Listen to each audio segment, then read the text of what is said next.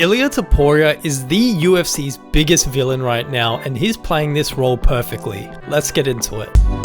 Ilia Topuria's career has been the rise of a charming villain, someone who's polite, clean-cut, confident, but when you really analyze his demeanor in the build-up to fights and even in the octagon, there's something sinister to it, man. The way that he calmly dismantles most of our beloved fighters in the UFC, you can't help but just watch and be in absolute awe of it. I'm just saying, prepare for some out-of-this-world glazing. Ilia Topuria isn't the typical flashy, loudmouth villain that we're used to seeing in the UFC. I would say he's worse. He's got that annoying grin smile that you know when he does that. This guy with his little head can see into the future and he knows he's going to chin you. He's literally Conor 2.0, but done the right way. He's taken every page out of Conor McGregor's formula, from taking the belt at press conferences, from doing the double champ post-fight interviews, moving up to lightweight after claiming the featherweight belt. He's done everything except the fall off. I'm telling you, if Ilia Topuria ever does a boxing match, we're going to see him start a whiskey company, come back and fight Islam Makhachev, lose, and then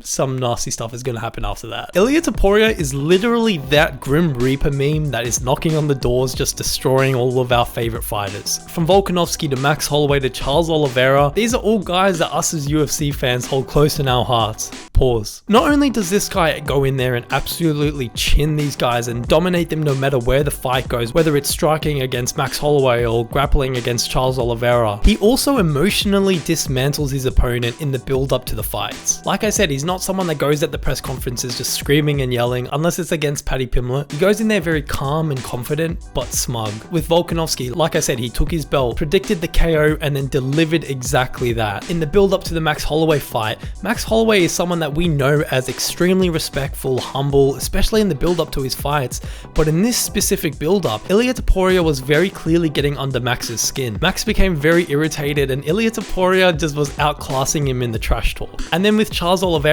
this one was a sad one, man. It felt like he was getting a little broed. That moment at the face-off where Ilia said, "I didn't want it to be you, Charles."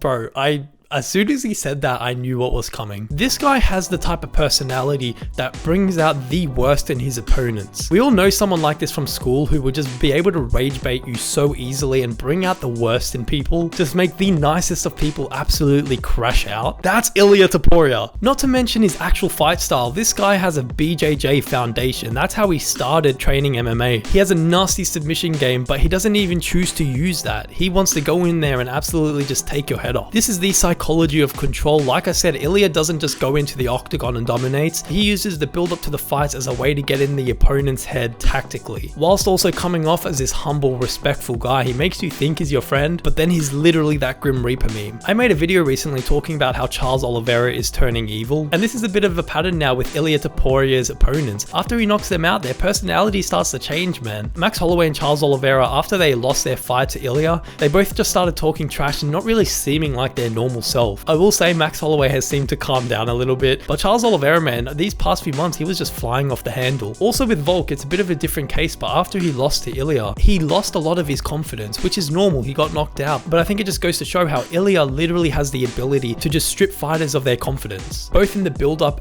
and post-fight. Ilia doesn't need to insult his opponents the way that someone like Conor McGregor does. He just shows up and smiles and it just pisses everyone off. This is the duality of villain and alpha. He's not a villain because he's evil. He's a villain because the audience sees him through the eyes of the people that he beats. It was a sad day when Volk lost, man. I shed a couple tears too. He's confident, young, dominant, and that combination doesn't make you love. It makes you hate it in a sport where people don't want to see you as someone that is above everyone else. We've seen this in the past where a fighter becomes so dominant like Anderson Silva or even Demetrius Johnson. They go on these crazy reigns and it seems like no one can stop them. So the fan base has no other choice but to hate him. And that's what we're starting to see with Ilia, man. He's becoming the villain to the fan base. People hate seeing someone be so confident and making their dreams come true when they aren't able to do so themselves. I don't like to talk about a fighter's personal life, but recently there's rumors of him getting a divorce. And if this is true, RIP Justin Gaethje, man. That's why I believe that Ilia Topuria is the biggest villain in the UFC right now and maybe of all time. Let me know what you guys think. Make sure you guys do drop a like on this video and make sure to subscribe as well, man. I'll see you guys in the next video. Peace.